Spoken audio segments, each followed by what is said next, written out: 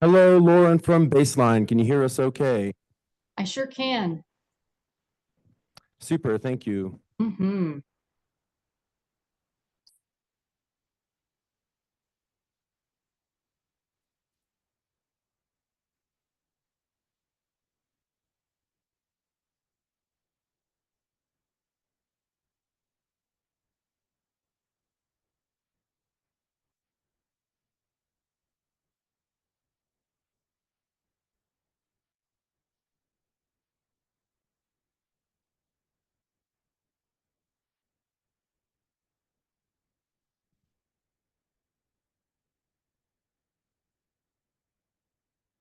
Yes.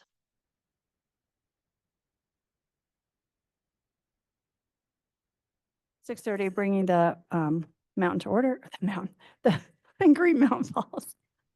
Whew. The meeting to order.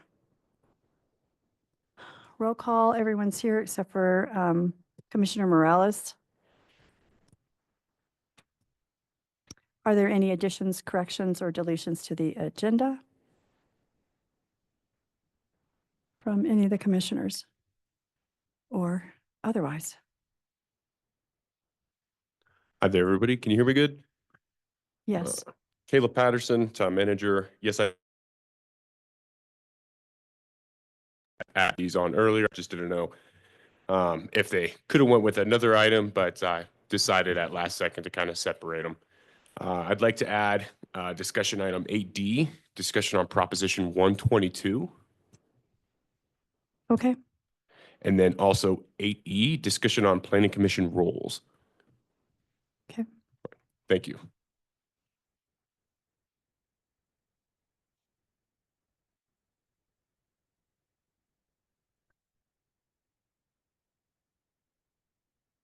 No one else has any additions or corrections? Okay.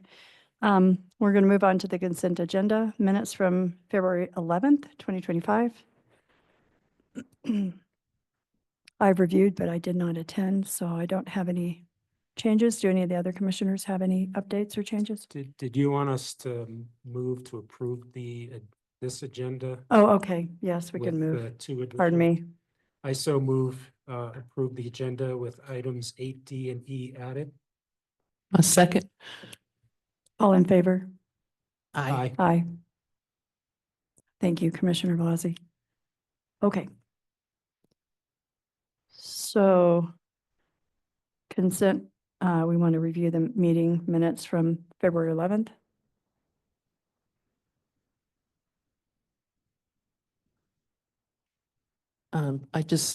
The spelling of my name. It's Katharine. I'm very sorry. I'll get that corrected for the next go. Thank you.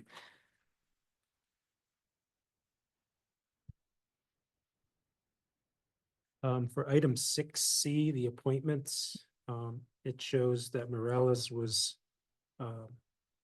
appointed as the chair, Bonwell as the co-chair, but it doesn't say what Commissioner Scott Nash was being nominated for. So for 6C, if we can add that Commissioner Scott Nash was nominated for secretary. Like to see that addition.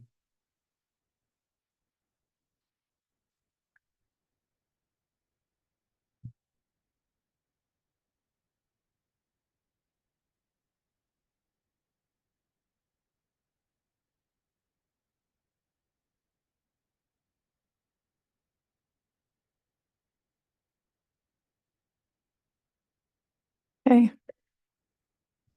I move to approve the minutes with the one change on item 6C. I second. Any discussion? I think we've discussed. All in favor? Aye. Aye. Aye.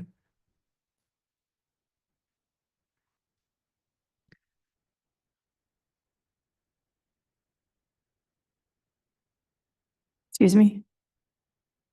Yes. So next we have public input, 3 minutes per speaker.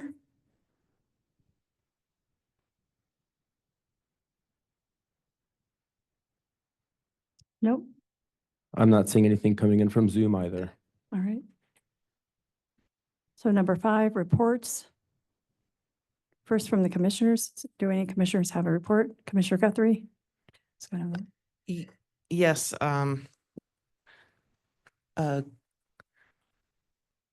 Commissioner Morales asked me to do a review of ADU policies in similar sized towns. Excuse me. And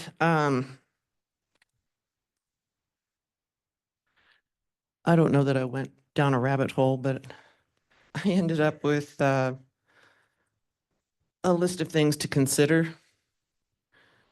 Of course, number one on the list is that we're not required to have ADUs because our population is less than 1,000. Can you clarify, we're not required as a town to designate Right. or? Well, okay. the state, according to the state law. Yeah, Okay. towns under 1,000 Population. exempt. Okay, And this is something that just came up in Colorado Springs, but definitely applies to us here. The increased density increases in the impacts of, well, increases danger, but it also impacts evacuation in the case of emergencies. This is off the Colorado Springs site that the wildland urban interface, because ADUs would add combustible material to a wildfire. ADUs should not be permitted in a heavily forested woodland urban interface neighborhoods.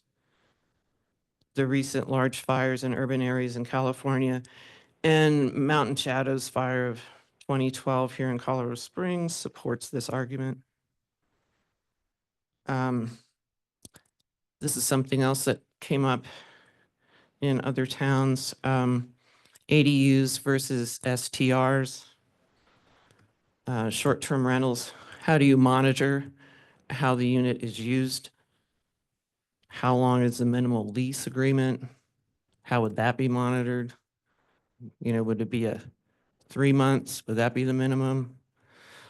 Or 6 months? you mean to designate long-term versus short-term? Mm-hmm. Okay, And other towns said that ADUs could not be used as short-term rentals.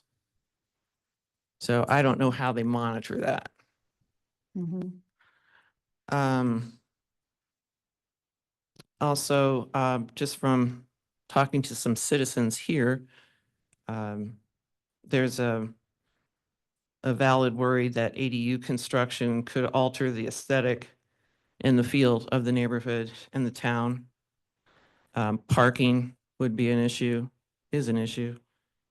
And off-street spaces would have to be required. Something else to consider would be height restrictions, so that the buildings aren't blocking the view of their neighbors. And I don't know that that's been considered in the dimensions. So anyway, just a few things to consider. All good points. Thank you very much. Yes, Mayor Dixon?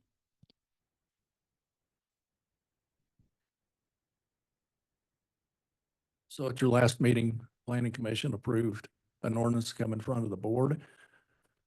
Unfortunately, we didn't do that under a continuance, so it has to be reposted. So comments like what you brought up would probably be more appropriate at the board meeting where we're actually doing a hearing on the ordinance that you've already approved for us. So that's all. I just wanted to make the point of we have to actually repost it because we didn't do a continuance. Can you be specific about the posting dates? Or will that be Um, forthcoming? It's up for a vote at the Board of Trustees meeting on April 1st.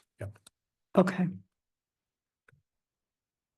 And I think it's already gone to the paper. okay. Okay. Thank you. Commissioner Blasey, any reports? Nothing to report. Commissioner Scott Nash. You guys can read my report in the packet, but basically I read through the resources available at Colorado DOLA website. And mostly those resources are focused on CRS 31-23-207, which is the master plan Colorado revised statute. The only thing of concern to me in there is a mention of a required water element. So, I guess we'll have to deal with that somehow and then also there's a useful list of other municipalities that have master plans that we could take a look at.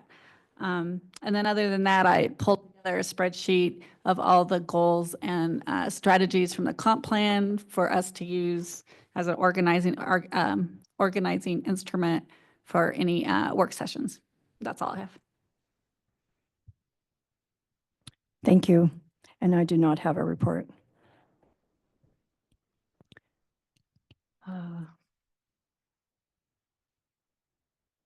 And staff reports, please. No, you're welcome to do a staff report now, and I can bring up those items.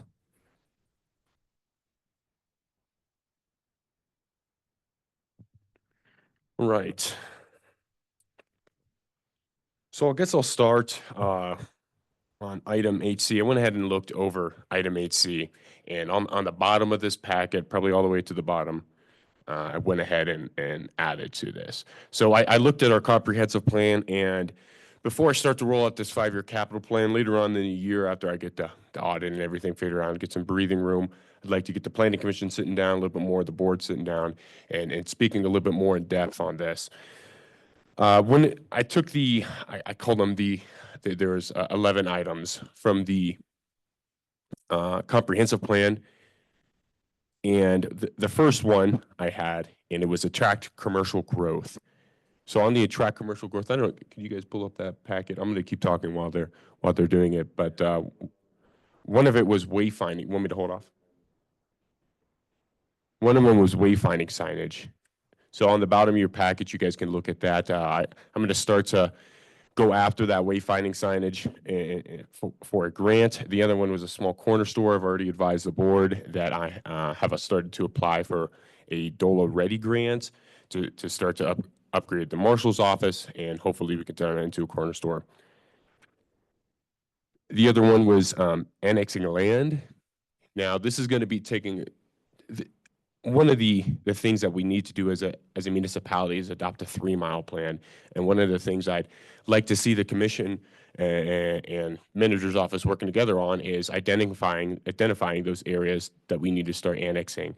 But before we do that, we need to have that 3-mile plan and put that out to the public. We have a couple of lots in town that are completely surrounded by the municipality. Those need to go first. And then there's some other lots in question that we can talk in depth at some other points as well on where we can annex. And the goal of annexing this land is to create more revenue for the town while providing essential services to those who we annex. Other one was parking in town. I'd like to look at the possibility of taking all of our parking in our, I call it our downtown Longview Pass Avenue, and turning that into commercial space as well. So again, this is all have to go into the comp plan. And if we're going to be looking at an update, these are some things I'd like to see incorporated. I have a little snapshot there of Catamount Creek, going over to Crystal Falls, Mount Dewey.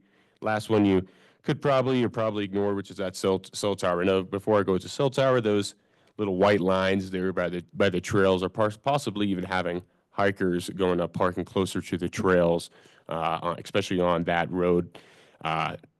That long white line there, that's about 40 foot of a right of way at some point. If I continue here with the town, I would see us going through, putting in some parking there at that unused road.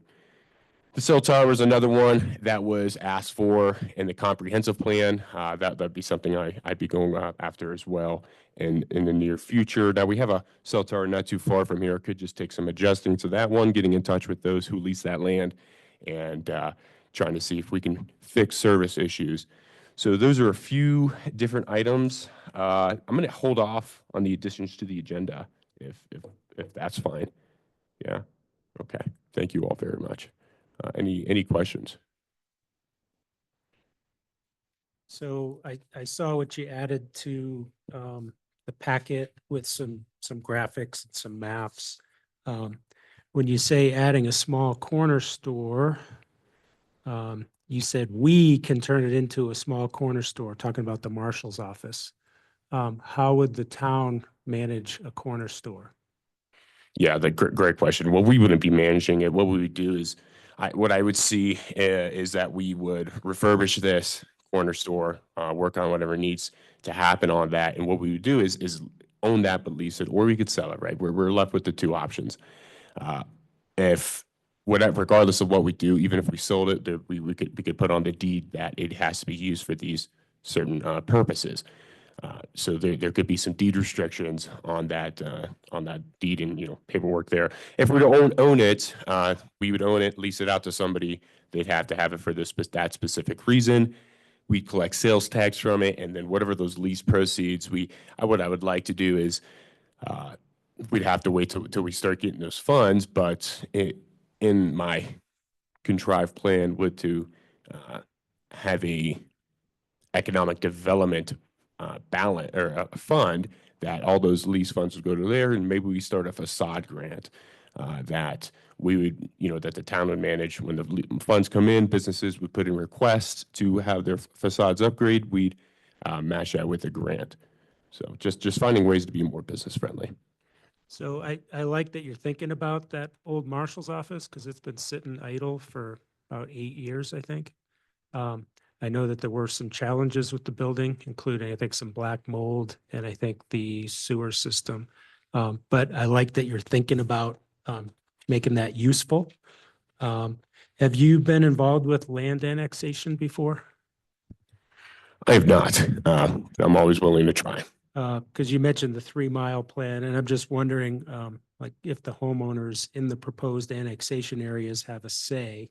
But that, that's a detail, but it's a pretty big detail for the future.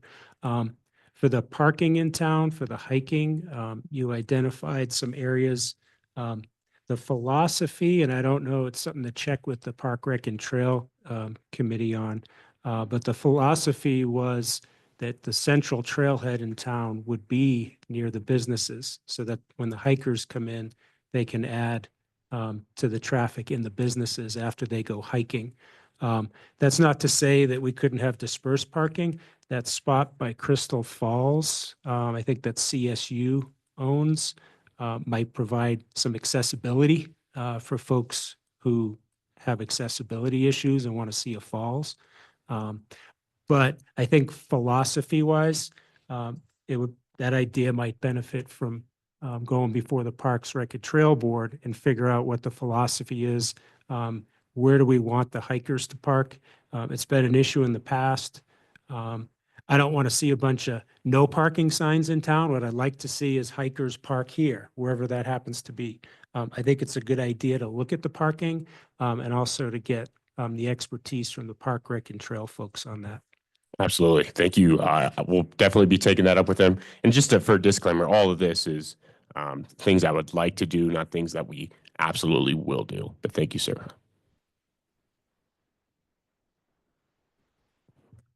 Any other comments or questions for town manager? Okay, thank you.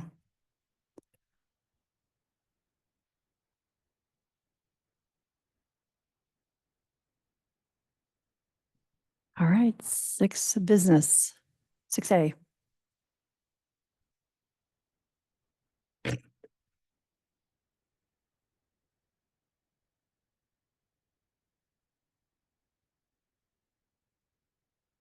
I have a major site plan for 7335 Myrtle Street. Andrew Baker of Baseline Engineering will be presenting. And I do have Tom Hughes, the owner, here to answer questions. Thanks, Bo. Good evening, everybody. I'm Andrew Baker. I'm a senior planner with Baseline, and will be presenting the major site plan application for the property addressed at 7335 Myrtle Street. Bo, you could probably zoom down a little bit. So this is a major site plan application for a single family residence. The current zoning is R1. So the use is allowed by right by the Green Mountain Falls Land Use Code. Bo, you can continue to scroll down. There's just a view of the property off Myrtle Street, south of Highway 24 and just west of Fountain Creek. I did not realize when I put this packet together that this site plan image was so pixelated. So I do apologize for that. Bo, I have a better image of the site plan I can pull up if you would like to, but I think this at least gives a pretty good idea. The house would be accessed off of Myrtle Street. There's an existing driveway that's been constructed and was approved by Kiowa Engineering a few years ago. The house would generally kind of sit up on the top of the hill, looking out to the east, though it is, pretty fair slope there and heavily vegetated. We don't expect that to be very visible up there as well. The site generally does slope to the southeast. There are points down towards Myrtle Street, and then Ute Pass Avenue where the property would actually meet those. Our engineering team has reviewed the grading, site and erosion control, and the site has met all of the regulations of the town as well. Can scroll down, Bo. Can you go back? And just, there's a lot of arrows. I wish you had can you use your pointer or something to, Bo, to explain? Okay, so up there. Because down below, there's a Myrtle Street with an arrow at that corner lot right there. So I What's the think property that we're one is discussing. referring to a property line right there.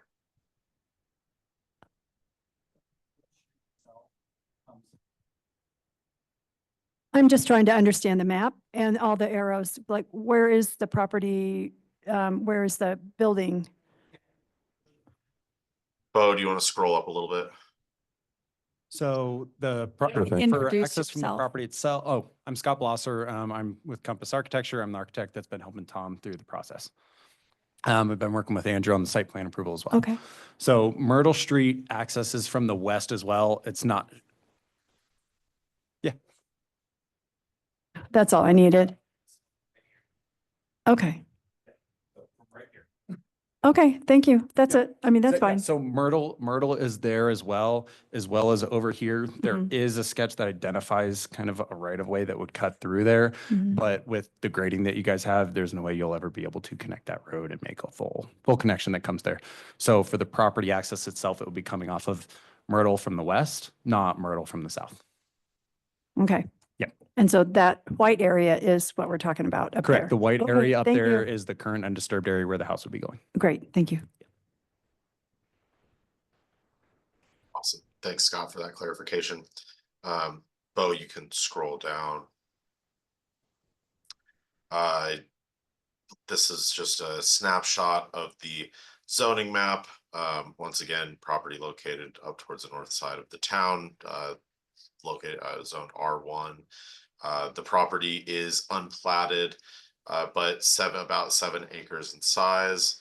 I think we got a decent idea of the site there, and the proposed grading and driveway. Not that much else. It's a fairly straightforward application. As I mentioned, there's a single family home and an accessory structure on the site. The detached garage has a couple bedrooms and bathrooms. Though as discussed earlier, those don't meet any of the requirements or minimum criteria to be considered ADUs or STRs and are not intended to be used as such.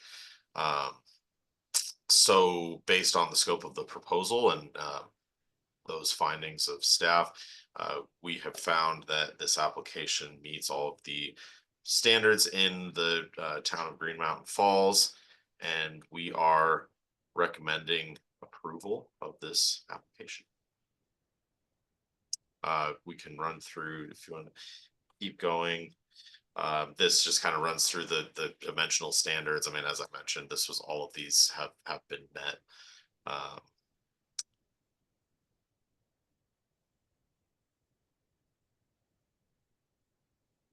Parking provided, public notice provided.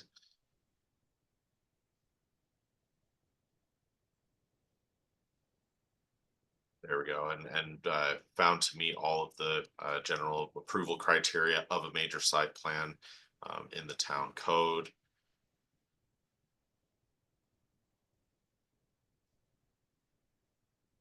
And staff is recommending approval of that application with no conditions, but please let me know if you have any questions.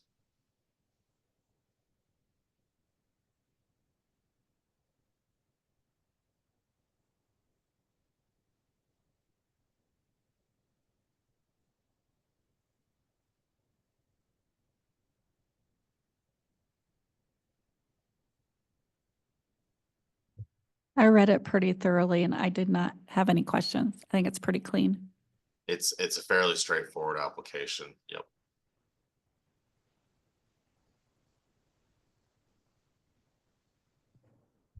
Any other discussion?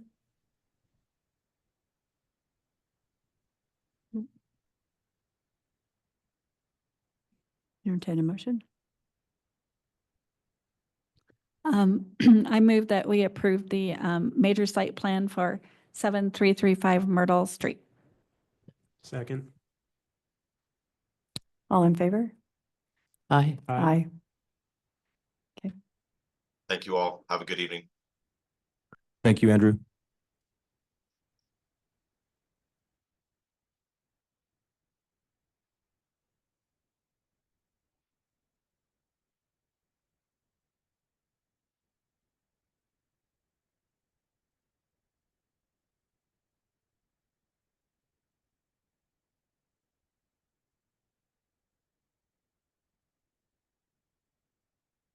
Bear with me, we're going to get on to the next one here shortly.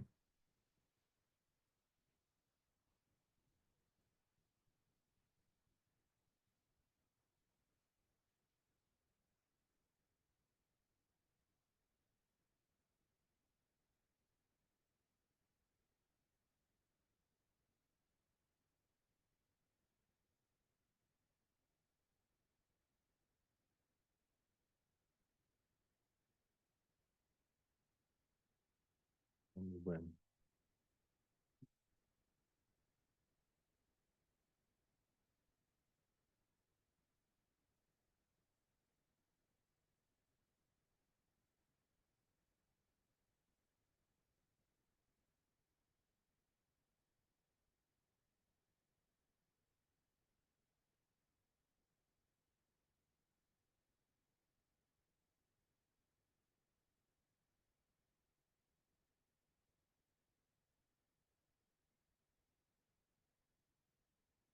Oh, here we go.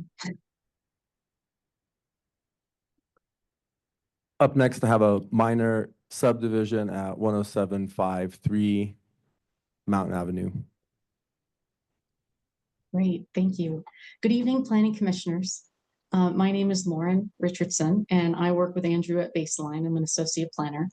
And tonight, I will be presenting the minor subdivision for 10753 Mountain Avenue. I do believe the applicant is, I think he's there in person. Is that true, Bo? Mr. Edson is here, in fact, Oh, yes. wonderful, wonderful.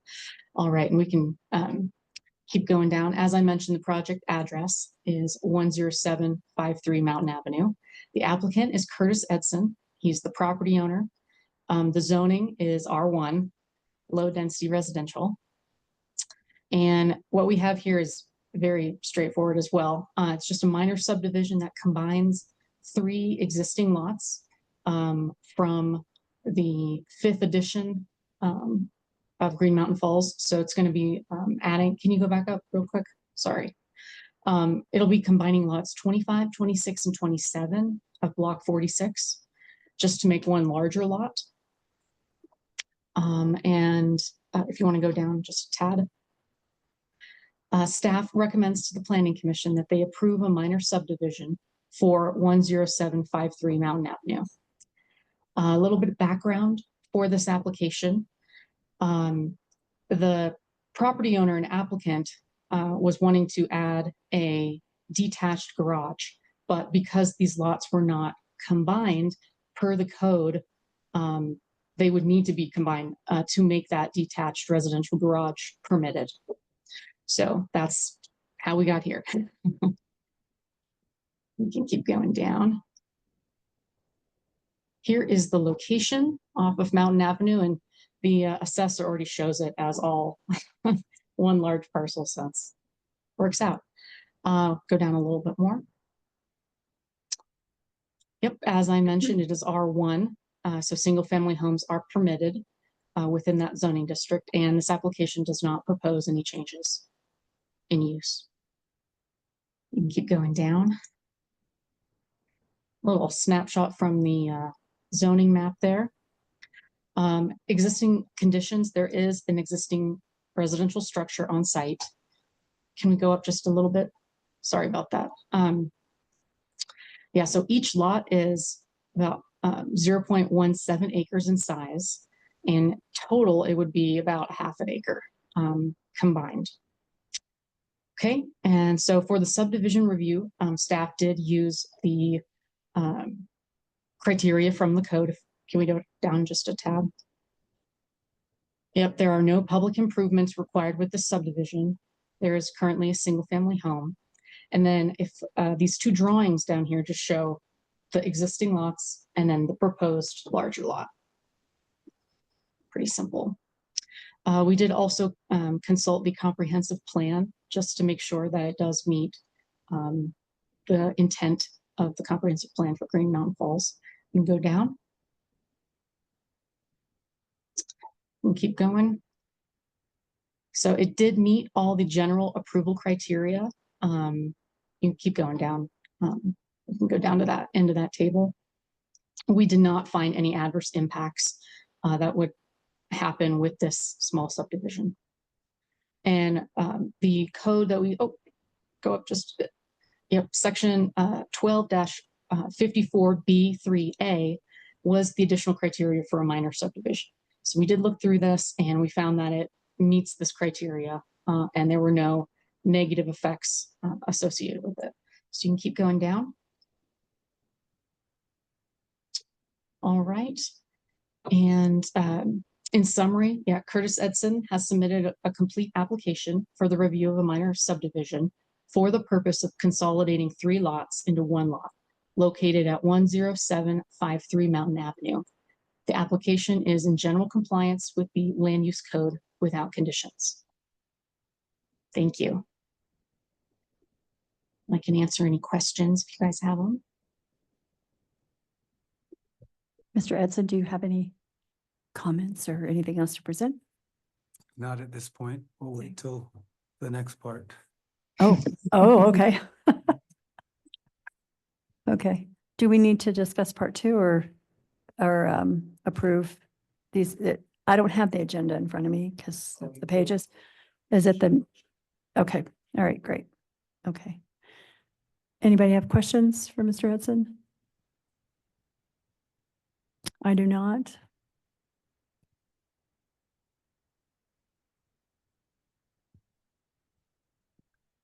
I'd entertain a motion. I move that we approve the minor subdivision of 10753 Mountain Avenue. I'll second. All in favor? Aye. Aye. Aye. Thank you. Up next, I have a major site plan for the same address at 10753 Mountain Avenue. Great. Yeah, we can keep going down. We can go down to the first page of the staff report. Great. So Bo mentioned the address. So this is a major site plan, and that is just due to the square footage of the garage. And as I mentioned before, it is to construct a detached residential garage. And it would be on the newly platted lot as we said. You can go down. Staff does recommend that Planning Commission approve the major site plan for 10753 Mountain Avenue. And as I mentioned earlier this evening, the background is, this was the whole intent of these two applications, is a very nicely designed garage on the property. So you can go down a little bit more. There's the location once again. And the zoning and land use, just for the record, it is R1. Low density residential and single family homes are permitted within R1 zone district, and residential garages are an accessory use permitted in this zone. So you can go down. All right. Well, the existing conditions, as the Planning Commission did approve the minor subdivision, the lot is now 0.52 acres in size, and one residential building is currently on site.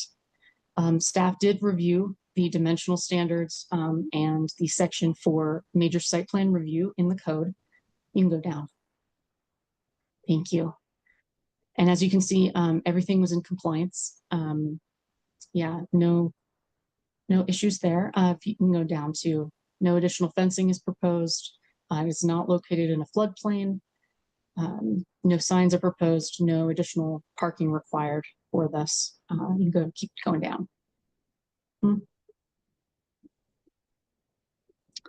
All right, and here is a little snapshot of the proposed site plan.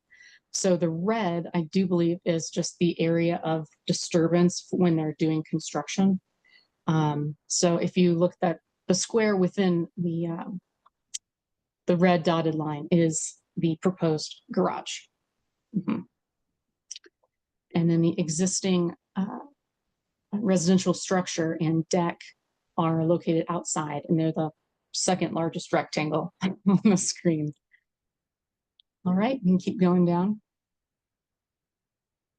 All right, the comprehensive plan review we did review that, did not find any concerns.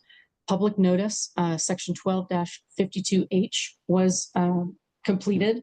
So a newspaper notice and sign posted on site were completed in compliance with the land use code. You can keep going down. And staff's findings is that it does comply with the land use code. We did not find any concerns, no adverse impacts with this residential garage proposed.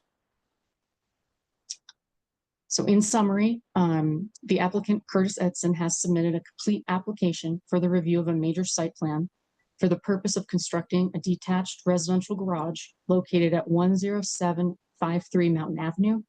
The application is in general compliance with the LUC of the following condition: that the minor subdivision entitled Edson Subdivision must be fully executed and recorded with the El Paso County and Recorder's Office prior to final stamped approval of the major site plan. And that is it. Thank you.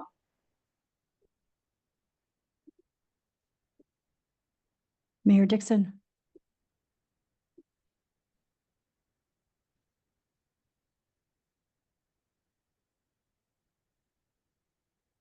Okay, so I'm sure many of you are aware that a lot of our road issues come from driveway approaches that actually encroach into the right of way where they try to make a smoother approach. And I just wanted to point out, especially to the applicant, that right now your drawing shows our basically drainage swale that will have to be maintained forever, basically. And so if you try to make a smoother approach and actually encroach into the right of way, our graders are likely just going to come by and wipe it out. So I just want to make sure the applicant understands that we will be maintaining the grading and the drainage as it's currently shown in your drawing. I'm well aware because, and thank you for that point, because of every time the snowplow goes through it, it does exactly that. And yeah, so I'm aware of it, and worst case, I have a shovel. Thank you, Mayor Dixon. Any other comments or questions? So there's the one condition that the subdivision gets recorded. Does the applicant have any questions or issues with that? I just don't know how that gets recorded. Does Baseline do that, or do I do that? We can walk you through that when we're offline, no problem.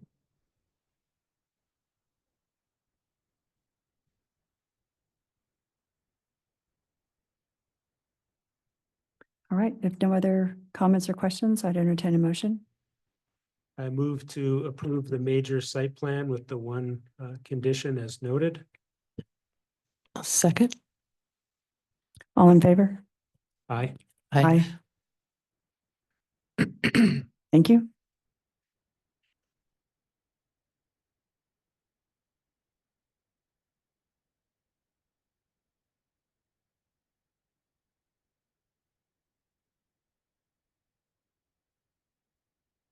Welcome to the Planning Commission.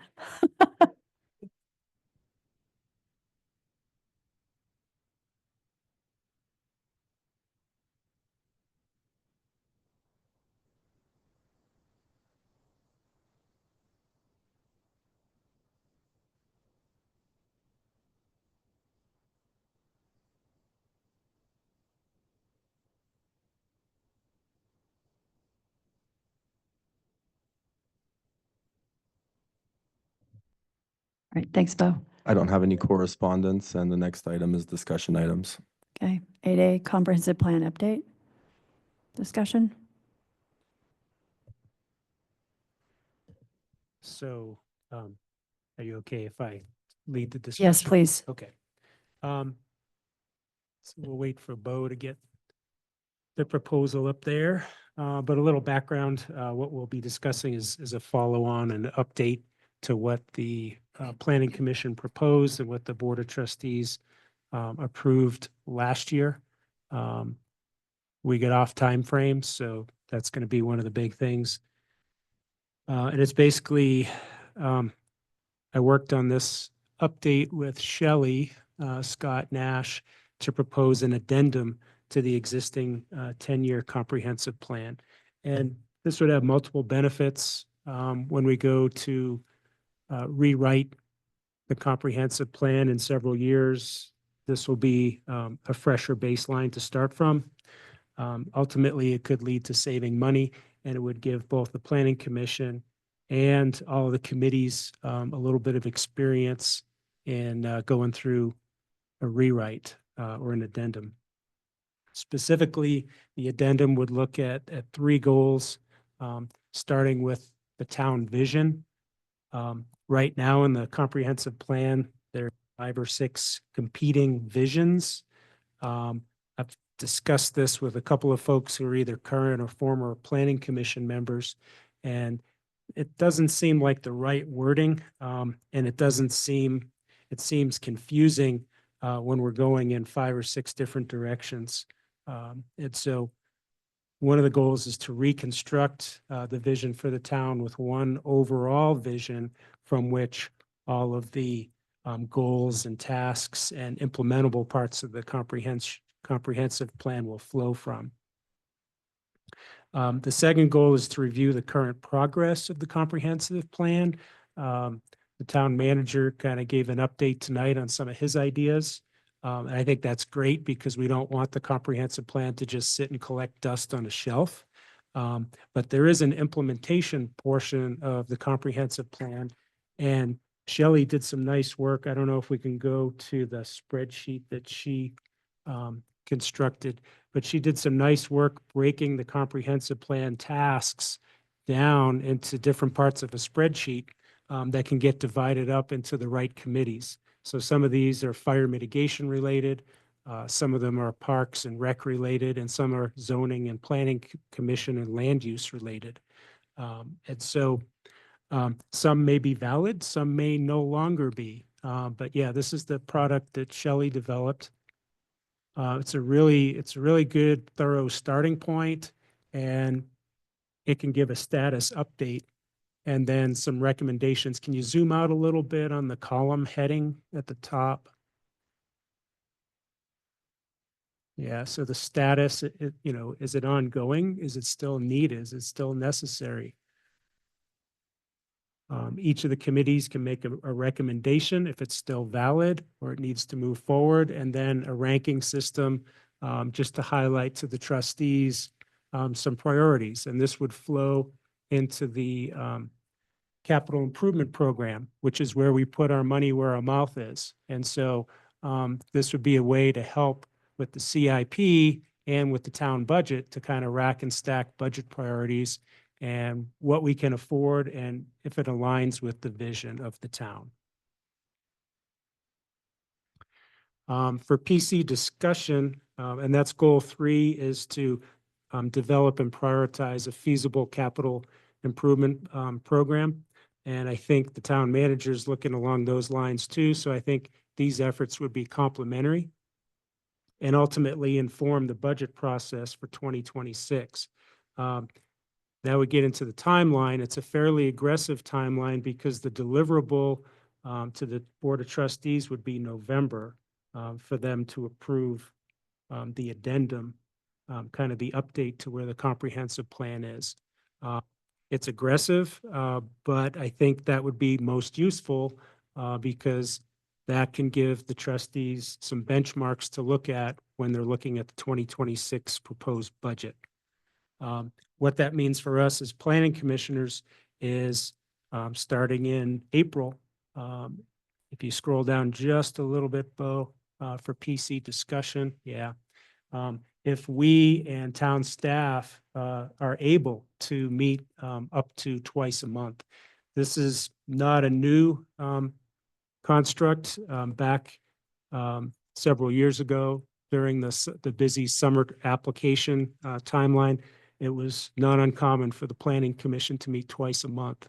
And so that's something that we need to discuss, our ability to do that, and also to be doing some homework offline. And so I can open that up and then we can look at the refined timeline a little bit more if there's questions on that.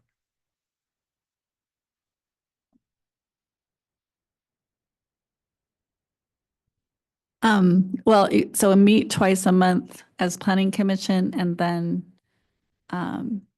you were talking about having teams go to the various committees in between those times, or you want to try to do those all in one month, or what were you thinking there? Yeah, so it's really, it may not be every month that we meet twice a month, but we may need to meet this aggressive timeline. If you look at May, the Park Rec and Trail, no, you were good. Park Rec and Trail and Fire Mitigation Advisory Committee visioning. The proposal here would be up to 2 planning commission members facilitate discussion at those committee meetings. If we have more than that, then it becomes a planning commission meeting. And so that's what Shelley's getting at, having 2 commissioners up to 2 go to some of the other committee meetings and facilitate discussion with those groups, first on visioning and then on some updates to where the progress is on the comprehensive plan.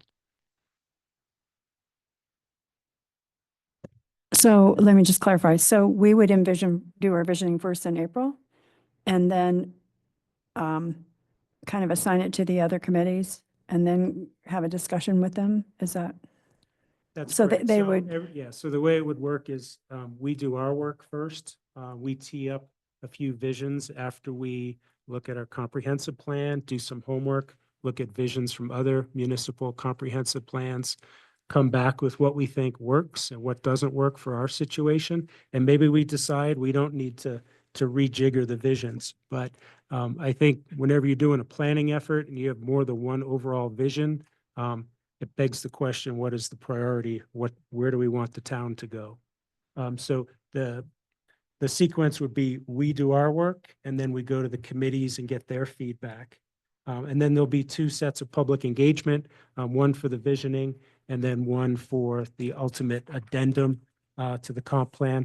The first public engagement piece would occur sometime in June, where we present the work that the Planning Commission's done with the other committees. We have up to 3, and we get feedback on those, and then we bring back and refine those. The other public engagement piece would occur in September, where we present basically the update on what's been implemented, what we believe should be prioritized and why, and what we believe may not need to be in the comprehensive plan any longer as far as tasks, because they just might not be aligned with the vision.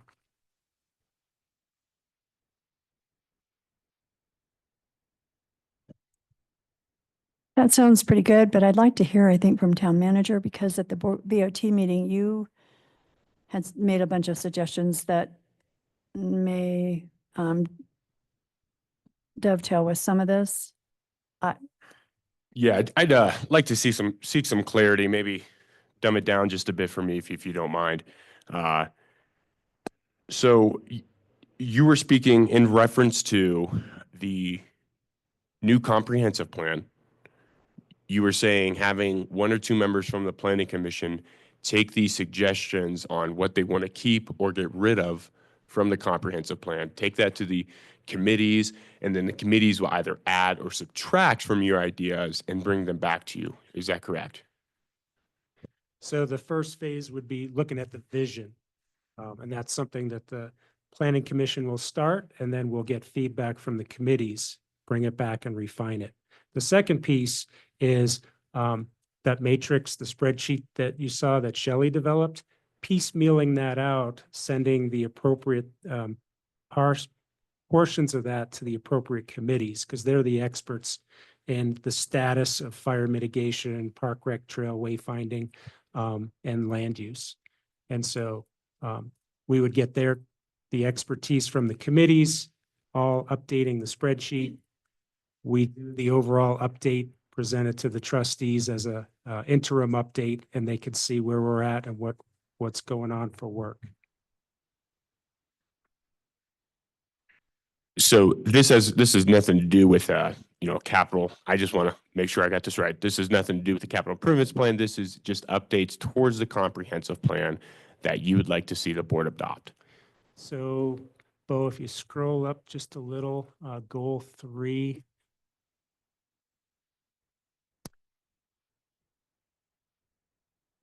So there is a capital improvement plan piece to this that flows from the vision and then the updates.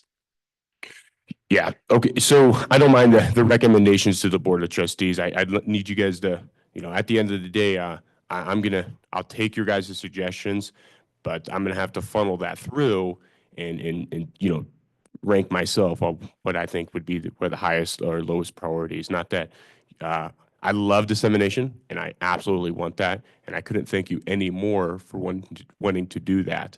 But we have needs as far as departmental and infrastructure wise that we need to focus on. So before you guys do go into that, if this is something that you'd like to pursue, just ensure that you coordinate with me and keep me up to date and comprise on all of this.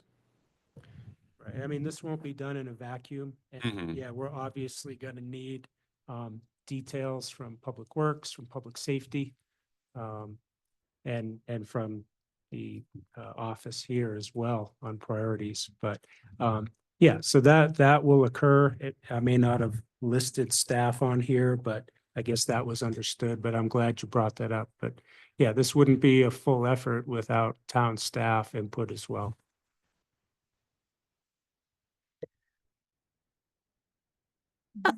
Yeah, I just want to make the point that this is an addendum. We're not rewriting the entire plan. That plan has a lot of data in it, and it has the 3-mile plan and annexation plan. So this is an addendum. So I just want to make sure everybody's clear on that.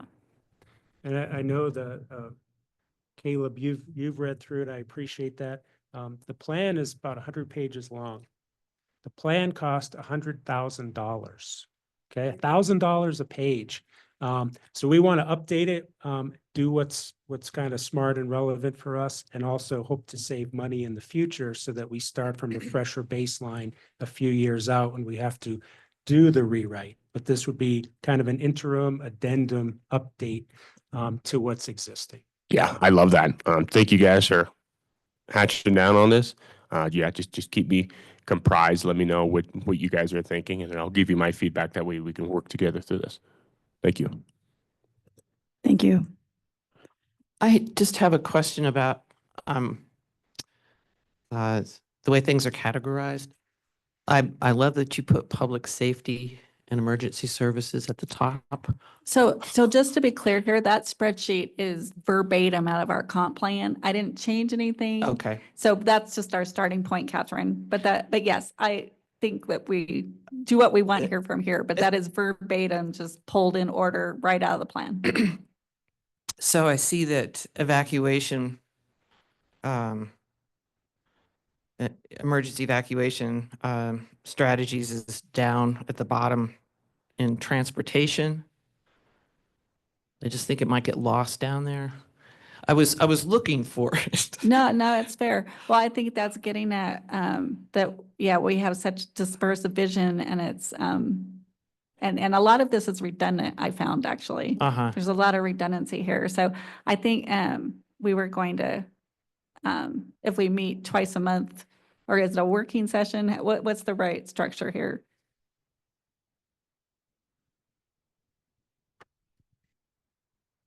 Previously, we had work sessions, as I recall. So I think excuse me, we had a work session, and then I remember we had business meeting, and then every other week it seemed like we had a work session. Isn't that right, Commissioner Blasey, I believe? So that was for the land use code rewrite. Mhm. Yeah, I mean, that's fine. I mean, it's semantics, but as long as we get together and share ideas up to twice a month, and one maybe our business meeting, one's a work session, we can work with staff on what to call those. Obviously, we'd have to have the public notice and all that, but it's all good. Mhm. Yeah, I think the public engagement is probably the most challenging aspect of the comp plan or anything having to do with the town. So any creative ideas on that? You know, we can't start planning too soon to get the public involved.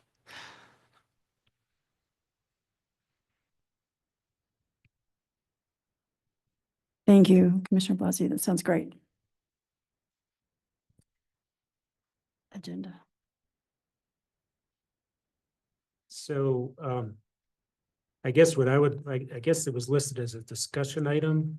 How do we get this in front of the trustees? Do we need their approval to do this? Our mayor's. Not sure. No, I mean. How we formal, already- how formal does it need to be? I seem to remember the board already giving direction for the planning commission to go ahead and look at updating the comprehensive plan. Therefore, I don't think you'd really need board approval. I think you can continue on with the plan as it's been presented. And we could submit it as just correspondence from us. Here's what we're doing. I mean, to let other Well, board members know. Once you get to a point of where you're wanting something approved, then that would go back in front of the board and say, this is what we think we want to go ahead and approve. Okay. And it's at that point that I think anyway, that the board would be engaged. They can be engaged as part of the discussion, obviously, and part of the process, but the decision would be at the point where you actually come forward with something that you want approval on. Okay, thank you.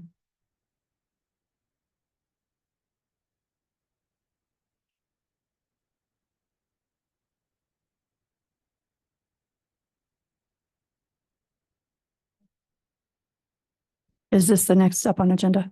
Okay, thank you. Yeah, this is the project status list. I have the town planner, Kate, presenting. So I updated the spreadsheet like y'all, so hopefully it's good. Made it a little bit cleaner. Nothing new coming down that's been added to it, but we got to add 2 to the completed list. We'll update the 3 that happened tonight.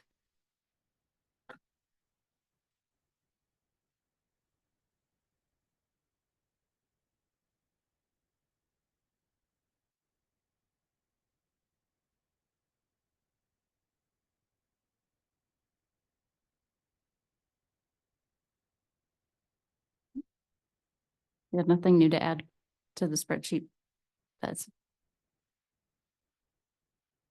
been applied for or anything.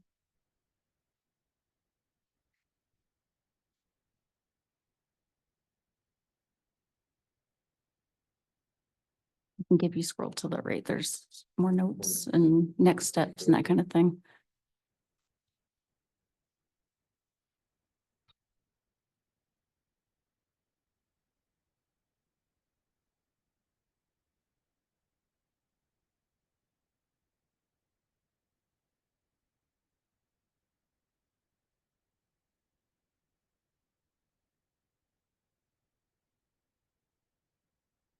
I had one kind of, maybe a nit question, on the, 1085 Ute Pass Avenue ADU. It's listed as a minor site plan. Should that be a major site plan, Kate?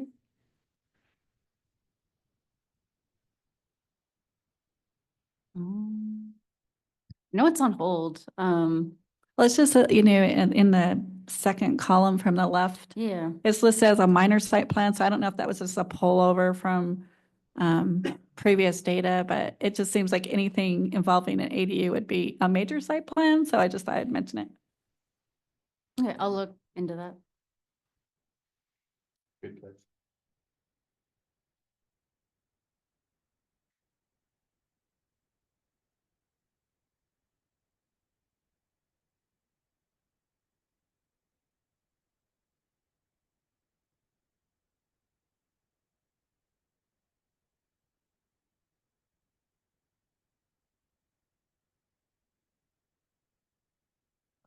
We've looked at that. Thank you. Thanks, Kate. And now we're ready for 8C.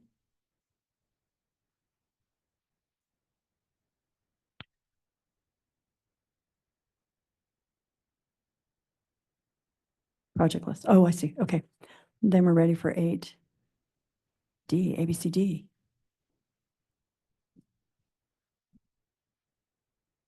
Right. Once again, I apologize for coming here last second, adding things onto the agenda. This will only happen once something pops right up in front of my face, and I don't want to wait another month. So Proposition 122, this is psychedelics. This has to do with the psychedelics proposition that was recently passed. Essentially, the state has told municipalities they cannot opt in or out. They have no choice. They have to allow it within their municipality. So something that I'm asking Planning Commission to start to work on, and I'm more than happy to come. What I'll probably end up doing is getting in front of I've already reached out to Woodland Park, reached out to Jeff. I'm going to be speaking with him tomorrow, our attorney, and trying to formulate some sort of ordinance to work with you guys, bring before you, and that way we can work together or give it to you guys, and from there I can work with the board on it. We have to allow it within our municipality. There are a few things that we can do with this, though. We can work on the zoning for this. Currently, Colorado Springs has these psychedelics. Usually, I think I would say on the outskirts of their town, or 1,000 feet away from a church or a building. I know that they're treating it as almost as a medical facility. They're calling it. So this is something that we have to adopt. We have no choice. And this is something I'm asking you guys to start talking about, quickly start formulating. Where would you like this on the zoning map? Where would you not? Currently, we already have somebody interested opening up one of these psychedelic Yeah, I was, businesses, thank you. No dispensary. I'm Yeah, gonna call it a business, psychedelic business, within town, there at the Painted Bear. So, regardless, it's not my place to say whether it goes there or not. I just want to welcome in business in general. Board will be the ones, and you guys will be the ones to decide where it's going to be zoned. So that is for that agenda, but, I would, again, really much encourage you guys to start talking about what you'd like to see, where you'd like to see it. Yes, ma'am. Caleb, in our land use code, does this function, this use already exist under one of our general lines, or would this be a new use? Thank you, Mr. Mayor. Yep, new use. No, one of the things we looked at when we did the code rewrite, adult entertainment locations. And what we did was, we zoned it to where it was very restrictive on where it could go. We had to allow for it. And I know Woodland has been looking at the psychedelics, and they had a concern about people driving. And I think the business owner said they would provide some kind of designated driver. But we may want to look at treating this like we did with the adult entertainment, to where it's highly restrictive. But we have to permit it, but we can restrict it. But this may be a bigger issue. Maybe our citizens want to have something prominent. Maybe Green Mountain Falls becomes known as the mushroom capital of the Front Range. I don't know. I mean, I don't know. I mean, so, this, I don't know if we want a ballot initiative on what the town wants. But yeah, Well, because some people may not want it as restrictive. And I guess if we have a public hearing, if we choose to zone and restrict it, then that gives the public a chance to weigh in. but to the process, Rocco, don't we do like we did with the ADU thing? That we propose an ordinance to amend the land use code, and then there's public input on that? Like, we wouldn't do a Yeah. vote, right? Is that how that works? Yeah, and I don't mean to interrupt. You do it very similar to how you've done it with your ADU, where you'd come up with a proposed ordinance on your LUC, and then from there you have public hearings. You'll talk about the specific language on that, and then from there you bring it up to the board for them to approve or deny, and then if they approve or deny, it then gets approved, changed on the map. So I'm not here to play into whether it's right or wrong to have one. I know some people might want it, some people might not want it. I would ask you guys to keep in mind, though, to generally be business friendly. I understand. I'm not going to be here and sit on either side, but what is good for the town is more revenue sources. So that's all I'll say on that. So try not to make it too restrictive, since we already have proposed business owners. But again, that decision lies with you guys on the board. So that would be my only suggestion on that. If anybody has any more questions. Mayor Dixon. So in full disclosure, the potential business owner treats veterans that have PTSD. And he did come in and he said he's had more luck with these newer treatments to the point where he was saying he had better luck in 3 months with these newer treatments than he's had in 3 years. And so as part of the discussion about what to do, we need to bring that potential business owner in to make sure that we're not, tunnel visioning into thinking it's something that it may be more than what it appears to be. So Todd, is there a timeline on this? we have not been presented a timeline, but I think the business owner would be willing to come in and talk. The potential business owner, I should say. Yeah, what I can do is I can actually reach out to that business owner. Would you, just by show of hands, would you guys like to speak to this business owner? I would, yes. Okay, I'm gonna call that as we only got two hands, 2 out of the 4, but I'm gonna call that as a yes. I can reach out to this gentleman, have him come before you guys if you'd like, just to get that ball rolling. You talked about a timeline. This is something that we are already behind the ball on, and a lot of other municipalities are as well. So I would encourage that we get this done no later than 2026 calendar year. So as secretary, does it make sense that you guys all send me some draft wording for an LUC update ordinance? And I'll try to combine them all together? Yeah, what I'll do is I have a meeting tomorrow with Jeff Parker, our attorney. What I'll do for you guys is I'll reach out to him, start to get some of the groundwork in, take examples from what other municipalities have adopted, and then hand that over to you. Does that sound fair? I'm would be not sure helpful. we're ready to write something before we do the research. So that's just me. Well, I think what you provide will be helpful. Caleb, maybe we can distribute the bill itself as a correspondence to the commissioners with that first email. Absolutely. I'll do that. Thank you.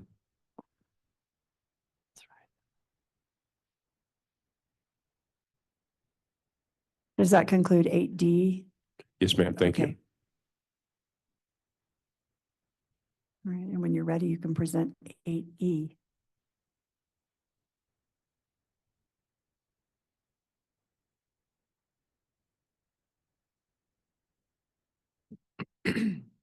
All right, 8D was another item that I wanted to add. This is, call it just for Bo, since you're taking minutes, 8D would be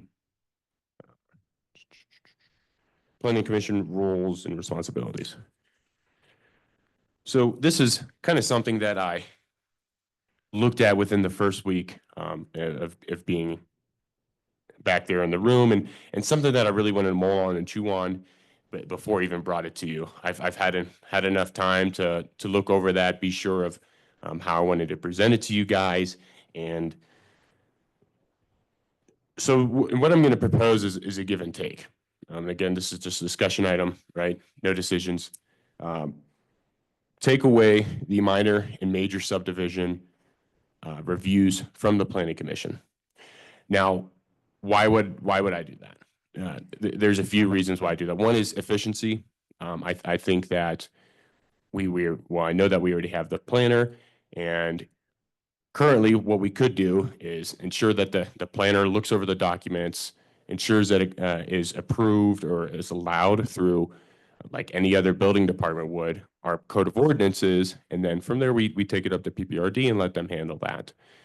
So, but currently what we have now is this extra step to where we have it in front of the Planning Commission. Generally, this is something you'd see with a trustee liaison system.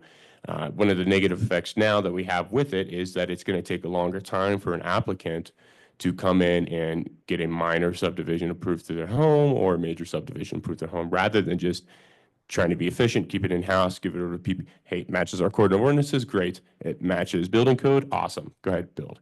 And then just keeping it simple like that. So that is the take.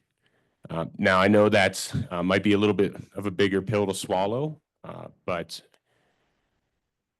there it is. Now, there's a few things that are the give. One of the things we already mentioned that a comprehensive plan has is that 3-mile plan. So 3-mile plan is something that I'd like for you guys to look at, and for us actually, if you'd like to sit down and start to update that. And the rest of these things I'm going to suggest are items to keep you guys pretty busy, right? To get rid of that, start to lean into other items. So the 3-mile plan, right? Looking at other business or other areas near the town that we'd like to annex. Maybe it's something along the highway. Maybe it's those couple of lots that are quite literally surrounded by the entire town, and to start chipping away at that. The next one is, this is just something I threw out that maybe you guys would be interested in, maybe not be interested. The 3-mile plan, or excuse me, the comprehensive plan also has information on the facade, right? Fixing up that facade at the downtown. It provides a nice graphic. Maybe you guys would be interested in facade and architectural control specifically for our downtown, for our businesses, right? If we're going to start to and one of the things I'd like to, for us to really start looking at seriously and is to invest more into our businesses. And before we do that, maybe this is something that you guys would like to take a look at and envision that, hey, this is what Green Mountain Falls is, and this is what we would like to steward throughout the future. That's just a suggestion. Take that one as you will. Another one through that annex, through Mount Plain, we've already done the rezoning through the town. Already fixed up the map quite a bit. Now we have mixed use, right? Homes that are residential that possibly could be commercial. Possibly finding ways to take those homes that either are residential or they should be commercial that don't provide funds for the town to start to look at how can we do this in a way that does not encroach upon this property owner's rights and try to bring more commercial development into the town, right? Provide that good tax revenue. In order for us to turn that into essential services, roads, public safety, public works, on and on and on.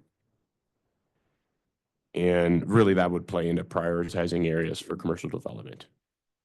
So let me know what you think on that. I know I just threw a lot at you. Pardon, I have a quick question just for clarity. We have minor and major site plans and minor and major subdivisions. Ooh, did We're I say talking- subdivisions? You did say subdivisions. Oh, I want to, thank you. Site plans, not subdivisions. Subdivisions is state statute, and I have no argument with state statute. So I apologize with that. Meant to say site plans. Thank you.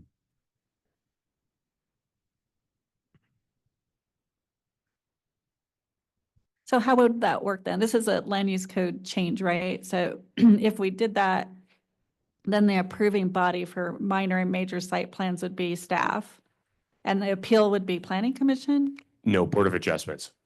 Generally, you would see that go through the Board of Adjustments. Any appeal to decisions by staff would go to Board of Adjustments. I have a comment since the land use code was approved with the major minor site plan review at the planning commission. I think we've done our part. We have 2 applicants in this room who started this process about a year ago. And it was largely left to staff and the contractor. And planning commission was out of the process. We didn't have the updates that Kate is providing us now. We had asked for those. We hadn't received them. So I don't agree that it would be more efficient if it was with staff. I think we need the checks and balance of having the planning commission. And we thought about that when we wrote the land use code, when we rewrote it. But, the proof for efficiency is the planning commission was not involved in this past year with the 2 applicants who are here tonight. And the result was anything but efficient, as I'm sure they would tell you. That's with a contractor and with staff. And it's frankly embarrassing that it took this long to get the approvals for the 2 applicants. So be careful when we talk about efficiency. I think it's good to relook at roles. But if anything, the way the system worked in this past year was far from efficient. So I don't think the argument that, oh gosh, I'm gonna make sure I quote you right. I don't think the argument that not having updates is really something that the planning commission needs on minor and major site improvements. Statutorily speaking, minor subdivisions, sure. Major subdivisions, sure. PUDs, any changes to plat maps, absolutely. But what goes on with if a person wants to add a garage or addition to their home, build a home on an already existing lot, and they're already complying with our municipal code, I don't think, it's my opinion as a manager that staff member even needs to give an update to the planning commission, and I wouldn't expect them to either. I was a building and zoning official for a while, and that wasn't even, that was not common practice at all. The checks and balances with that would, one, be going to Board of Adjustments, right? That is the natural by state statute That would be the natural checks and balances there. The other way is to go through the direct supervisor, which would be me. My office is generally open as well. So I wouldn't say that that's and I wouldn't even say it's an argument, but you know, a reason to have that under roles and responsibility of the planning commission. Really, again, that would be something that you'd have under trustee liaison form of government, which we currently do not have. So this Board of Adjustments is new to me. So can you tell me like who would be on that, how that works? Yeah, have to look at the current members on the Board of Adjustments. Do we currently have Board of Adjustments members, trustees? We Okay, would so have to generally, raise- your Board of Adjustments then would fall, if we don't want to have specific members, if we don't have specific members lined out, you can have your Board of Trustees be your Board of Adjustments. That would be something we would have to take up with the attorney, because what if the trustees say no, and then all of a sudden it goes to the Board of Adjustments, and who's the Board of Adjustments? The people who just said no. So I would encourage that we, have that Board of Adjustments, look for members for the Board of Adjustments. So really, it's not going to be people who are there constantly. And if you want that Board of Adjustments members to be you guys, then that's fine. Do we, I mean, if we had a Board of Adjustments, it seems like the people, I mean, I feel okay reading these site plans and stuff, but I mean, don't we have volunteers in town who are really good at reading these site plans? Is that an option to have an actual Board of Adjustments? The only thing I'm really not comfortable with is having no report at all to the PC in what you said. Yeah, so again, we're looking for people to volunteer for a paid position there for a position we're already paying someone to do. To me, that doesn't that would be something that would almost be counterintuitive. Why would we have a paid position? Why would we pay someone to do something and then look for our volunteers to do that? I'm sorry, you're kind of losing me. So the paid person, is that Kate? Is she the Board of Adjustments? Who's our paid person? Speaking of paid, so you mentioned to look at these minor and major site plans. Yeah, who would sit on that Board of Adjustments and what kind of skills would we require to have those, for those people? Well, we can have you guys sit on the Board of Adjustments. I mean, do we, I mean, I asked you guys, sat through, you guys looked at these plans, you really, I mean, there's not much really to be said other than, hey, tell us if this complies with our code. And that's essentially what they did. They went down the list, said it complies with the code.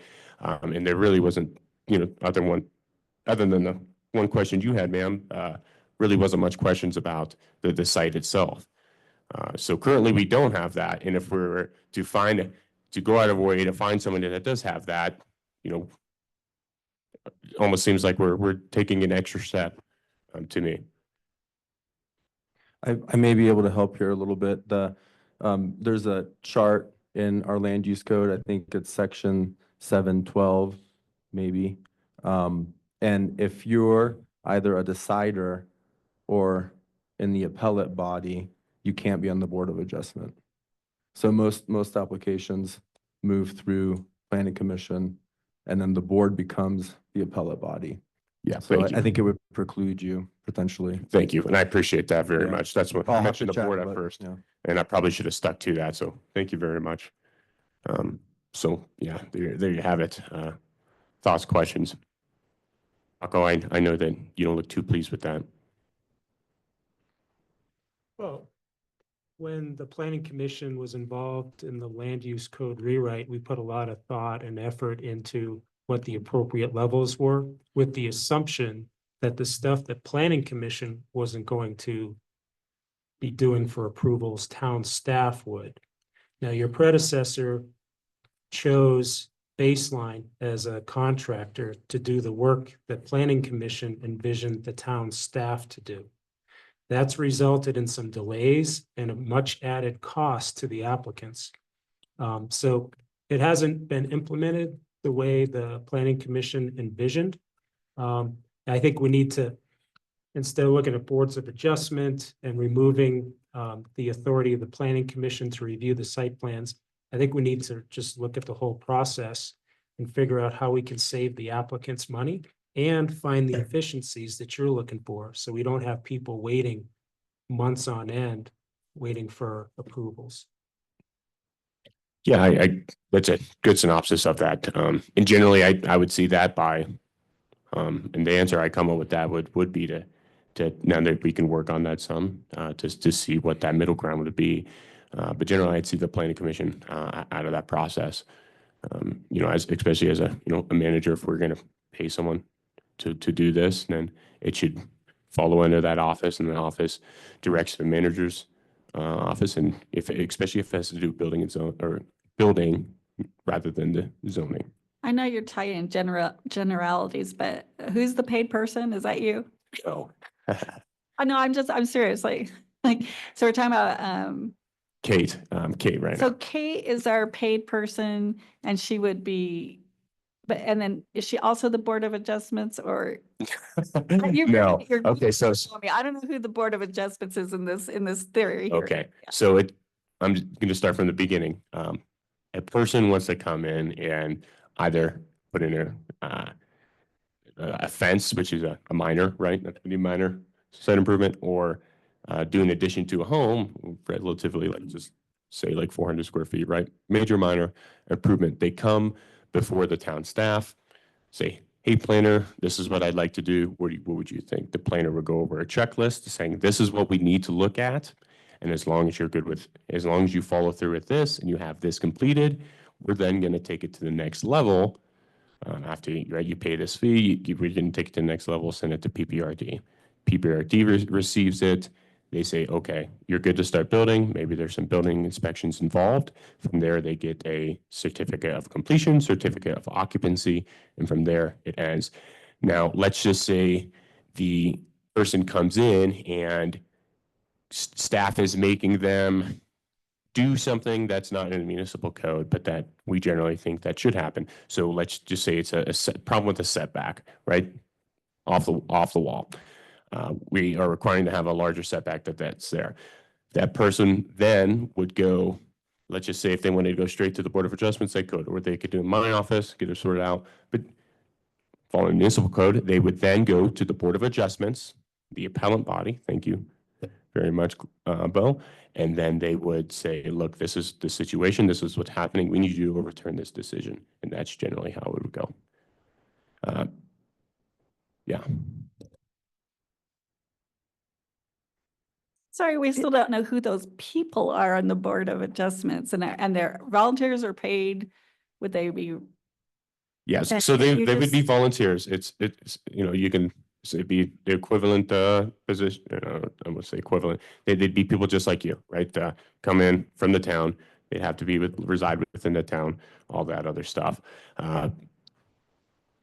Again, I would kind of lean on Jeff Parker here to reach out to him to see how the makeup would be.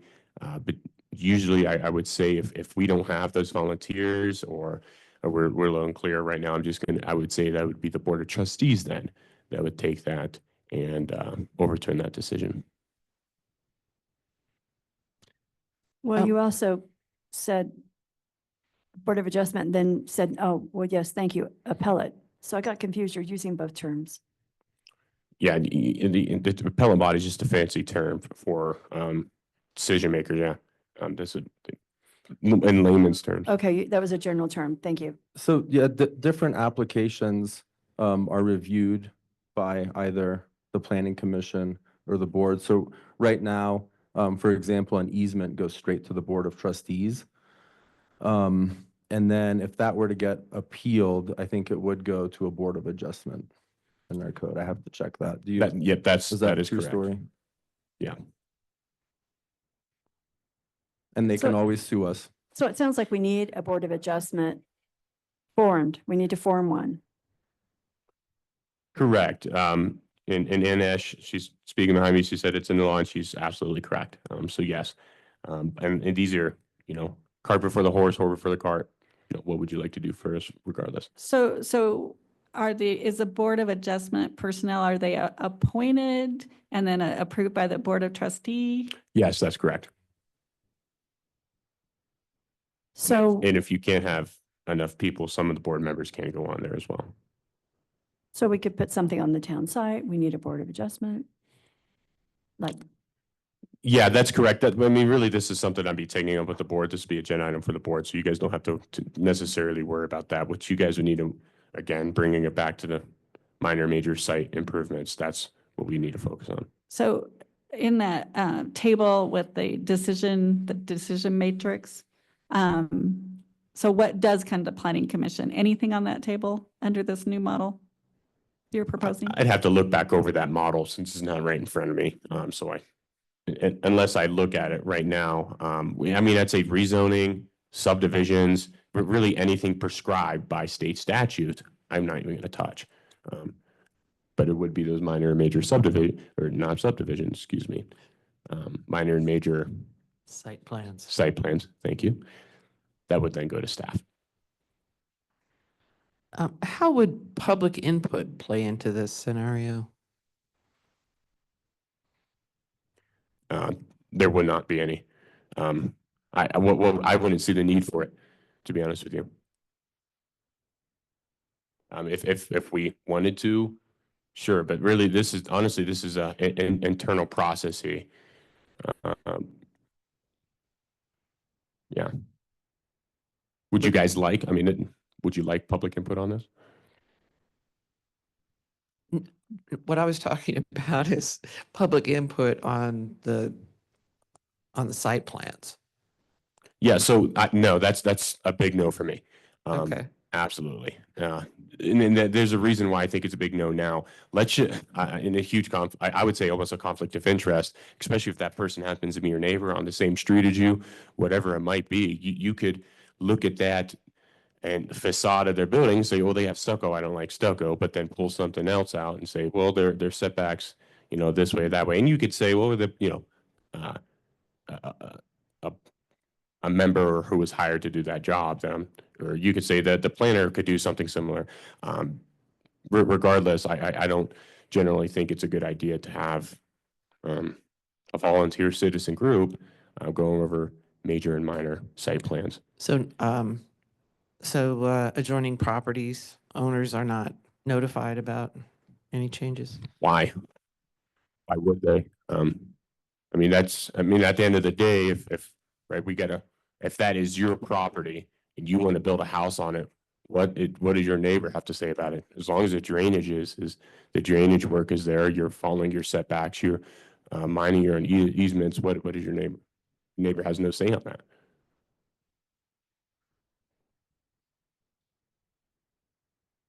Yeah, and even the post, I mean, why? Thank you. Why have a posting?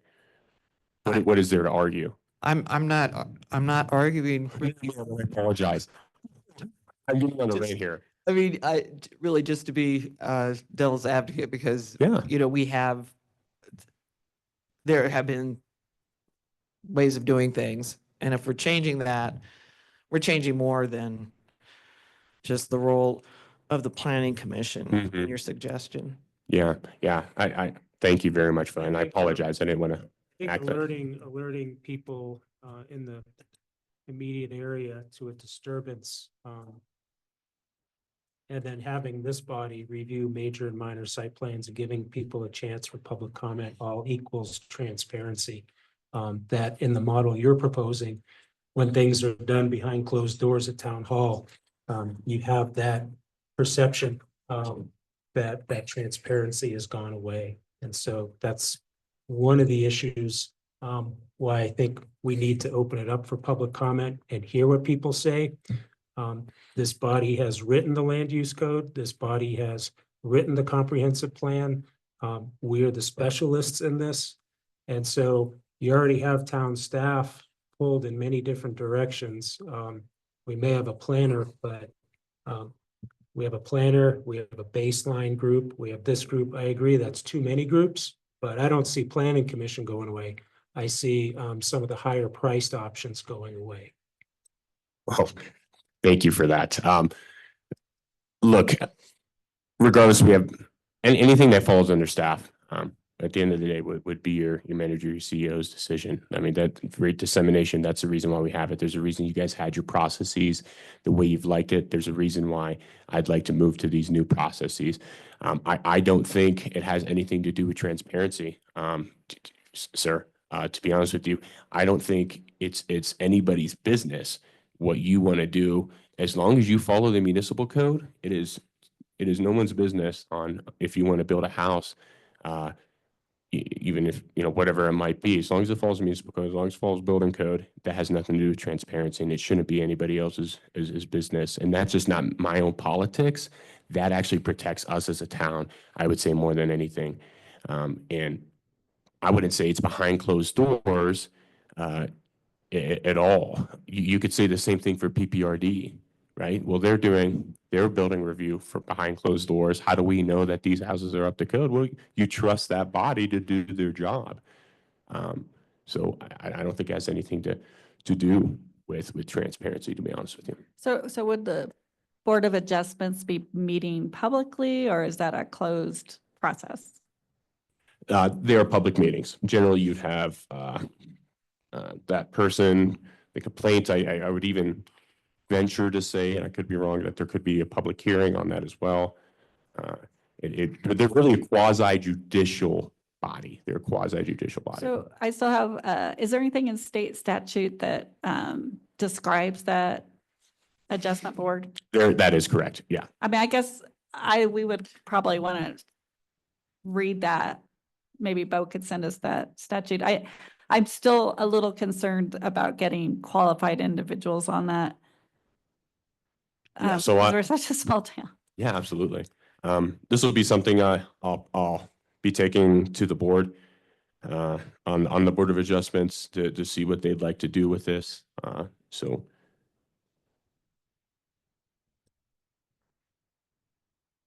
Yeah, so I apologize about the discourse. I know things could be a little heated from that. Again, this is just my opinion, but these are things that if you're, if I'm going to be frank with you guys, I am going to start looking at those major and minor site plans and how we do things internally and start moving them around some and putting some suggestions in front of you guys, in front of the board, and go from there.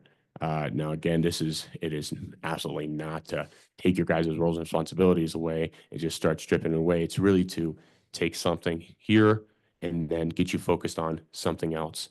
I think we really lose, our mission and vision. You guys have got a lot going on with this comprehensive plan, and especially if we're going to hold ourselves to it in the future, we shouldn't be worried about what person A is building on their property up the mountain. That's their business. We need to start looking at big picture. We need to start moving the town forward, right? Bringing these suggestions to the Board of Trustees. There's a reason why, properties haven't been annexed in a while. And it's not necessarily you guys, it's just that we haven't, taken a second, looked back and said, okay, what are we focused on now? What can we be focused on? So that's the reason behind it. You guys have been great so far, every single meeting I've come to, and I love sitting before you guys. I apologize for my discourse if it has grinding some gears a bit. I think we'll get through this together. So thank you. I appreciate your suggestions, and I've questioned some of the ways we've been doing things, like the public hearings. There are things that can really cost time and money that we don't have to be doing. And, I have sympathized with some property owners when they've been put through the grind with those things, and not just one public hearing sometimes. Yes. So we'll allow public comment at the end, correct, Bo? Is that the structure? You can allow public Yeah. comment anytime you want. Go ahead. Great. Thank you. It was a brutally painful process for me, and it had nothing to do with the planning commission. It had to do with Baseline, a company that the people that were reviewing it had never been to Green Mountain Falls and were making judgments on what I was trying to build, a simple garage. What you do need is a qualified person to review it, the qualified engineer of some sort to review it. But from my perspective, I had no problem with the planning commission. Once it got to you, I was like, finally. But because it took so long, I paid $1,700 back in May. And it cost me $3,400 more for my garage because the process took so long that because of inflation and processes, they said, sorry, in February, they said, we have to raise your price by $3,400. And that was not because of you guys. That was because of Baseline. And I think you guys are coming up with another plan for that, it sounds like. But again, it had nothing to do with the Planning Commission. That's just my perspective. Thank you for your comments. Appreciate it. That'd be great. Woo!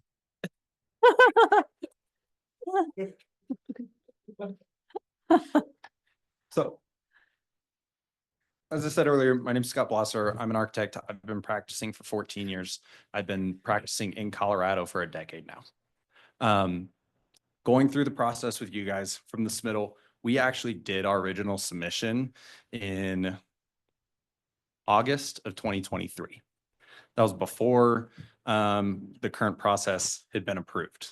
And we had to wait for that process or the current information to get approved before anyone would even look at anything or review anything. So having worked with other jurisdictions and gone through, I don't know how many plan review applications and how many planning things, just kind of want to give you guys some insight. I understand what Caleb's trying to describe and where he's trying to go with this. So in Colorado Springs specifically, if you go to do a development, before we get really far along with our documents and our development of documents, what we'll do is we'll create a site plan and we'll create building elevations and general floor plan and come to the town or the city with what that information is. And we go down the list of checklist of what's required. Is this going to be a minor or a major site plan? Well, what's that modification type going to be? And then what do we need to meet and what needs to be submitted? So that helps clean up some of that front end. It gets some initial planning in place and it helps you guys have the ability to sit there and go, hey, we see some issues, or we know that within the code, here's some general things that you need to make sure that you're complying with. In terms of asking about public approval and what goes on with general public approval, if you're within all the bounds of what that is, I've never had another jurisdiction ask for feedback from who that neighbor is.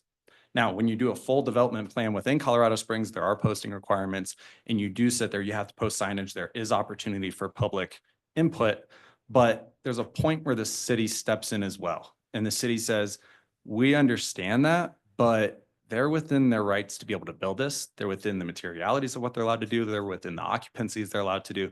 And this all complies within what the site requirements are. So we hear you, but there's a point here where we can't restrict people from being able to develop on the property that they own. From that point, we then further develop documents. Typically in Colorado Springs, because of how long their development plan process takes, we get those documents in long before we develop our construction documents. So before I'm coordinating with my mechanical engineer, my electrical engineer, my structural engineer, and getting full detail on my civil stuff, we are already submitting applications to the city so that you guys have time and that ability to get that plan review started and in place. So then to what Caleb was saying, after these approvals occur, after it goes through the city process, by the time we go to submit to Pikes Peak Regional for that permit, we already know what our status is and where we're at. We've had our permit approval minus the city approval for Tom's project for over a year now. And so we've been waiting on the plan review process to occur. Through the plan review process with Baseline, and what we've had there is when they are reviewing it, because they're a hired engineer, they don't interpret their code. They don't discuss the code. What the code says is what they look at and what they review. That's what happens when you hire the third-party engineer to be doing that work. So one of the biggest examples that I can give you is in your code, you state that if there's over a 3-1 slope, you have to apply for a variance. We're on the side of a mountain. How many projects are going to have greater than a 3-1 slope? That should already be known that that's something that we're going to be dealing with. And if there's something you want from a geotech report or a geotechnical engineer letter, then that's something up front where you can say, hey, we know you're going to be over a 3-1 slope. do we really need a variance on this, or do we just need that to be part of our application process? And then when someone comes in up front with that application and says, we're trying to build a new house, here's what we're looking to do, you guys can go, hey, we see what your slopes are, and go ahead and start getting that letter from your geotechnical engineer as well. That's not an overbearing from our standpoint and what we have to do, because we already have to engage a geotechnical engineer because Pikes Peak Regional Building Department requires that with the application to prove soil bearing capacities for the structural aspects of what we're doing. So getting that additional letter from them, one, knowing upfront, it saves a lot of time because we can ask for it upfront with what we're doing. And two, it just kind of helps with that cost aspect. When you have to go back to an engineer and ask for more, you pay ad services. If any of you guys have ever done a construction project, someone tells you it's going to be $1,000 to do this renovation or to do this work. And up front, you say, oh, hang on, we want to add a mirror in the restroom. They'll go, okay, it's going to be $1,100 now. If you come back when they're almost done and go, actually, I want to add a mirror, it's going to be $1,200. It's going to be $1,300. Same thing happens with engineers. You're going back, you're asking for additional services. You're asking for them to completely get re-familiar with the project, re-engage with the project, and it's more cost to do that. So from the what you described, the process that you described and how you were putting that together, that makes a lot of sense. That aligns with a lot of what we see from other jurisdictions and other municipalities around the state. And it's something where I'd say you guys should consider how this is going to operate and how this flow occurs. Now, the technicalities of what levels things have to go through, obviously that's a city and a management type thing. But I'd really consider what this process is and trying to get some of that process written out up front with a series of checklists and make that information very public and forward. And that's going to help a lot with that time aspect and getting to that efficiency and not taking a year to get a review on and an approval. Then you'll really cut that time down because you can get that work up front and it's not on the back end of a project where everything's already been completed. Yes. So how many of the products do you produce? Like I saw you had like a soil study and all these products, right? Mhm. How many of those products were reviewed by PPRD and Baseline, and how many just PPRD, and how many I'm trying to get a sense Yep. of So overlap there. Yep. So from your geotech report standpoint, both groups are reviewing what's there for that because your geotechnical report is talking about soil conditions, water flow, soil stabilization, and those kinds of things. So Baseline's worried about where's that water running off to, where's the watershed going to. In your city code, it states that you have to list where all of those things go to. And typically on a single family residence with something that's already been approved as a mass development plan, when you do that single family, you don't have to go through all those steps of defining all those things. When you do that mass development plan for that entire neighborhood, if you're, say you're going to do a 60-acre neighborhood and then they were going to parcel it out, that all gets done up front. That's not done within each individual lot. All you have to prove on each individual lot is that my flows coming off my lot aren't sitting here going down into hitting your lot, affecting your lot, and that we're not going to cause a drainage issue, flooding in your basement, whatever it is. Pikes Peak Regional, what they're doing that soils report for is they're looking for what is the soil bearing capacity. And then they're relating that back to what the structural engineers put together for the foundation plan to make sure that the foundation design aligns with what that soil condition is. Yes, thank you. You're welcome. Yeah, that was fantastic.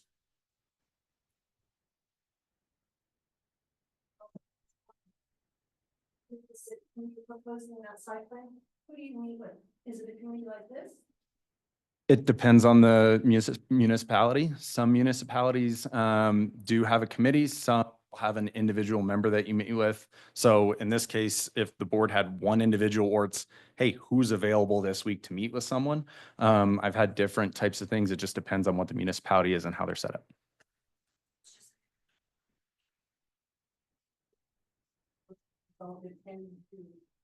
And then if they have variances or problems, they would meet with the committee after that. Yes, when you get to that variance process and you would need approval, then yes, you're going to meet with the committee and try to get an approval through a committee. Depending on the size of the town, the size of the jurisdiction, that's where you run into, is there a dedicated planner or is it someone from the committee where the committee has selected an individual to be their lead, their public face, the public liaison, whatever it is, and that's the person you meet with. Typically, yes, they get called a planner in that situation. Yep. Yes. So I think on that note, and thank you, sir, if you guys would like, this is your meeting. would you want to have a workshop to maybe we look at our processes and see what we could refine. And again, it does not have to be what I want, all of what I want. But to relook at it, have some public input like that and see what we can do. Would you guys like to see that?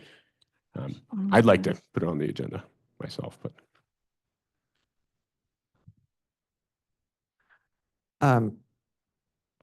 I think it's certainly taking a look at our processes. And I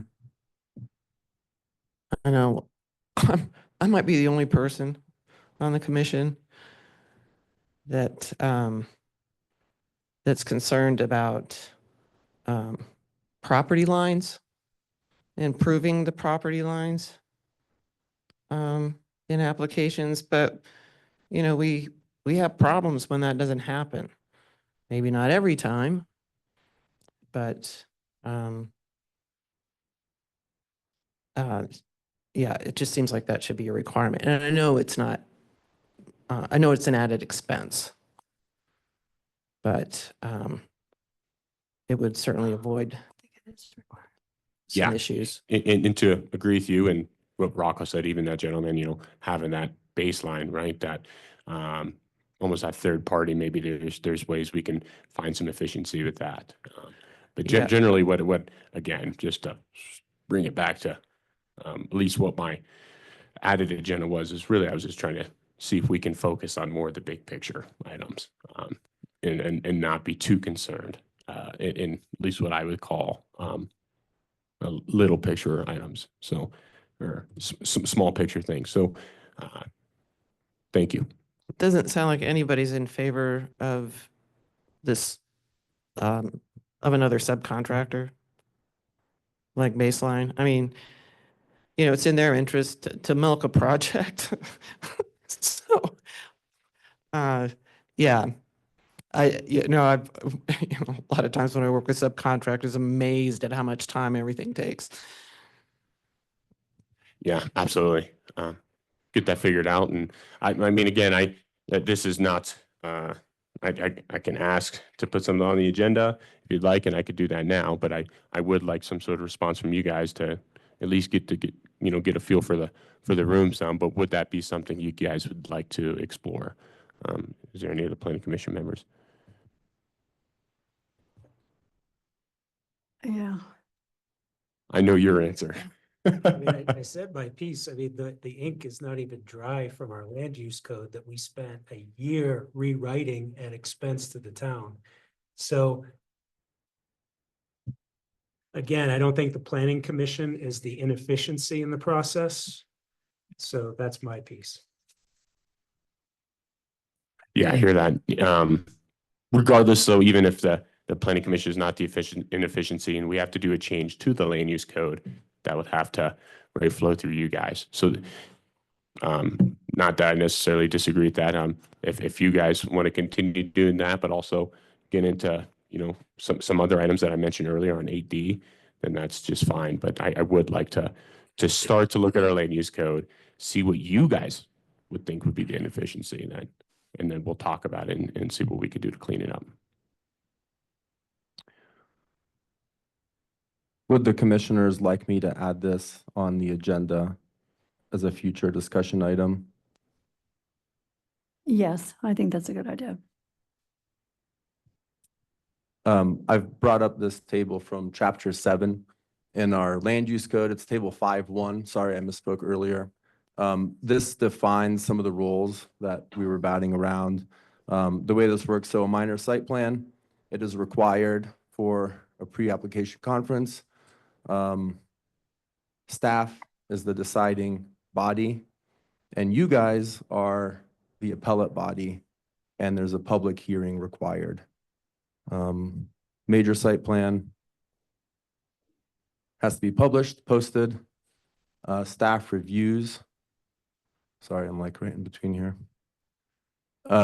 Planning commission is the deciding body with a public hearing, and the board of trustees is the appellate body. So major site plan is one that would go to a board of adjustment if it went through you and then the board, and then that got appealed, they could go to a board of adjustment or sue us. That's the only recourse. I mean, board of adjustment. It doesn't show Board of Adjustment, right? So That's elsewhere in the code, and that's actually a goofy part of our land use code, is that it didn't make it into the table because we had no board of adjustment at the time. But talking to Jeff Parker, it would spring, we would have to find people and make a board of adjustment. well, but what you just said contradicts with what's on the table, right? What do you mean? For a major site plan, planning commission decides, and if there's appeal, it goes to the trustees. Right, but then if the trustee decision is appealed, then How it many would, times does an applicant get to appeal? they could appeal to a board of adjustment and then they could sue us. But that wouldn't be the process in our land use code. It's elsewhere in the municipal It's code, but in it the didn't law. make it onto the table. So, but the board of adjustment is referenced in the municipal code, and I could find that And that's something somewhere. the planning commission will stay out of. It sounds like there may be a statutory obligation for the town to provide that. That's not. the It planning is. It is a requirement. Should somebody appeal a board decision, we would have to create a board of adjustment in a timely manner. So. And I think our applicants from tonight, Mr. Hughes and Mr. Edson, are looking forward to volunteering for that board. Hi, yes, you have a comment? Oh, oh, yay. Well, I was going to say at the end of this meeting, I'm thrilled that there's like a few people out there that actually attended tonight. Usually it's just us. So thank you for coming and thank you for your interest and participation.